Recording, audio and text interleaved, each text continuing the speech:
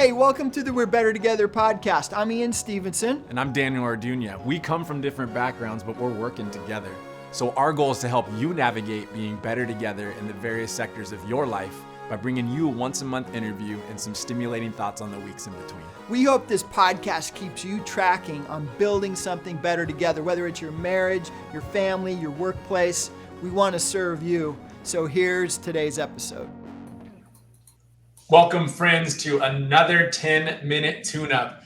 And today we want to talk about this idea of giving back. We think about being better together. We want to think about, man, what does it look like in your life? Ian and I will have some stories that we can share in the midst of it. What does it look like when people have invested in you in some kind of way? You've been a part of an investment where you've seen others in your lives that have given to you in some kind of way, and you've seen how that has helped to make people better together. And then thinking about, hey, how you've been impacted by that, or maybe you haven't been impacted by that, and yet you want to give back in some kind of way to other people to help bring them back together, to bring them better together. Ian, when you think about this idea of giving back and how that has made your life better together, and maybe how you then live your life now in a different way, what things start to come to mind for you? Well, Daniel, I told you as we were getting ready for this episode that this morning, actually, my father passed away. He was 96 years old, and he was probably one of the greatest role models and mentors, of course, in my life. And there's so many ways I saw him bring people together that in retrospect, I've seen myself have lived through me. One is my dad loved pulling people together to sing. He loved music. He loved singing. He would pull people together. We would be in a family gathering, and all of a sudden he'd just bust out in a song, and he'd get everyone else singing along, and it would just bring us together. He always led the singing at our church.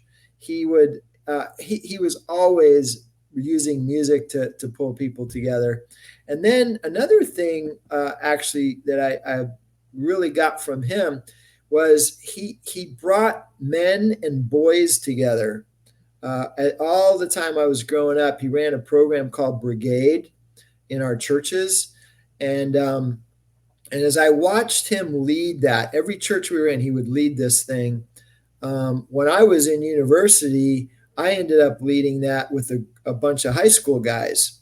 And it was really because of what I watched him do with younger boys that I was able to implement a lot of the same principles with older boys. And just, man, just thinking about that today with my dad passing, that's probably the stories that I think I'll stick with for today. What about for you? First off, I appreciate your openness, authenticity, Ian, just in sharing about your dad and that impact and how deep that is as you sit here in this processing moment. So thank you very much for sharing that with our listeners and going there. I think for me, a couple things come to mind. Growing up, I definitely had multiple adults in my life that were a huge influence. And I watched them in various contexts. So one, in my church context, I had a youth pastor and youth leaders, and I watched them invest in me and invest in a bunch of other young people in bringing us together for a common vision, for relationship, for things like that. I had teachers in my life that I watched bring certain classrooms or coaches and bringing us athletes together that just impacted me in such a way of showing me value, of showing me what teamwork looks like. And that has had a massive impact on my life as I look now in the place that I am in terms of serving young people. So done a 20 plus years of youth ministry for me. I'm substitute teaching at a middle school and high school. And I think those things are influenced not just by my passions, but because there's been a sense of I've wanted to give back how other adults showed value to me. And how could I be a part of a group that I can bring some people together, classrooms that I can bring students together, or a high school campus where I can bring students together, has deeply impacted me in that way. I think as well of my parents. My parents, I've watched them be so generous with their money to various people, to various places.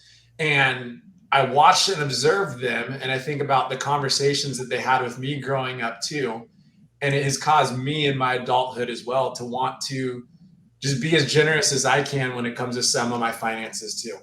Where are those places at times that I can pay for someone's meal?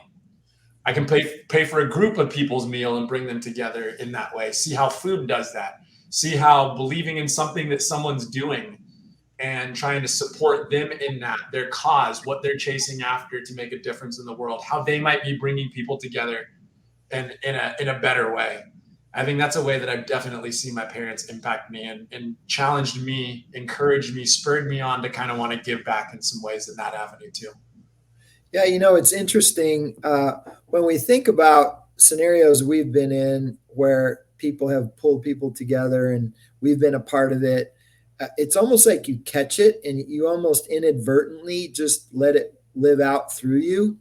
But I think there's also those times where you need to reflect and think about it and look for where those opportunities were and then intentionally let it live through you. Good. One example of that for me is actually my father-in-law, my wife's father. He was super intentional. We would go to these family vacations like for 30 years straight. My kids were growing up. My sister and brother-in-laws, we'd all be together once a week every year for like 30 years. And my father-in-law was really intentional about bringing us together in those times for conversations that were meaningful and intentional and helped us encourage and spur each other on. And I picked up on that and I realized I needed to be intentional about striving to do that. And so I think there's those things we sort of naturally pick up from our teachers, our coaches, parents, whatever, that help bring people together. But then there's other things that have happened in our lives that we've got to look for and we've got to choose into because it might be a little uncomfortable for us. It might not be our natural bent. But when we make that choice and we do it, it helps us be a stronger catalyst, a person that helps pull others together more effectively. So that's really kind of what we had talked about. We want to challenge our audience to do, right? Is, reflect on the things that you naturally do because someone else gave it to you in that way. But also think a little deeper about some ways that people have involved you in pulling people together. You've experienced it, and then consider trying that. Consider leaning into that. I remember the first time I had led some intentional conversations in our family. It felt weird.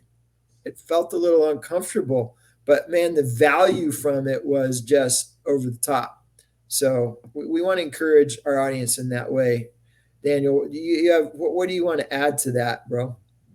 Yeah, I think you just hit a really good piece there of this sense of both the ways that seem very natural for us to want to give back because of what we've seen, and then also that avenue of the sense of the intentionality to look at where have you maybe not necessarily seen that so easy. And you really struck me in terms of I often find myself not giving people the answers to questions at times because I want them to seek it out. And as I think about that right now, I start to reflect back on, there's a place that came from. There's some people in my life that did that for me as well, because they wanted to not just always give the answer, but to have me go seek out what the answer could be. And so I would leave our people with what you said. Deep reflection time, and I want to do this myself in the coming week here. What are those ways that stand out to you that people have given back to you or given to you, and how you can give back? What are those ways that Ian just said that you need to maybe process a little bit deeper and think through? They don't stand out right away, but reflect back in your life. Reflect back in the last few weeks, the last few months, the last few years. What are the ways that people have given to you and you've been a part of being better together? And then how can you give back in that way to help the circles in your life where people can be better together? Yeah, I think we all have those stories So we want to encourage you to dig deep and then mine them, use them, make a difference in your marriage and your family, your community, wherever it is. Lean in, and you'll see how you can do that. And speaking of even all those avenues, our next interview is actually with Christine Nolf, who actually has made things better together in all of those arenas. An amazing woman, leader. You don't want to miss that interview next Monday, where we get to hear from Christine about some tips and some insights on how we can continue to make things better together. Thanks so much for tuning in today. Daniel, I'll let you wrap it up. Hey, continue to help people and yourself be better together in your lives. We'll see y'all next week. All righty. Thanks so much.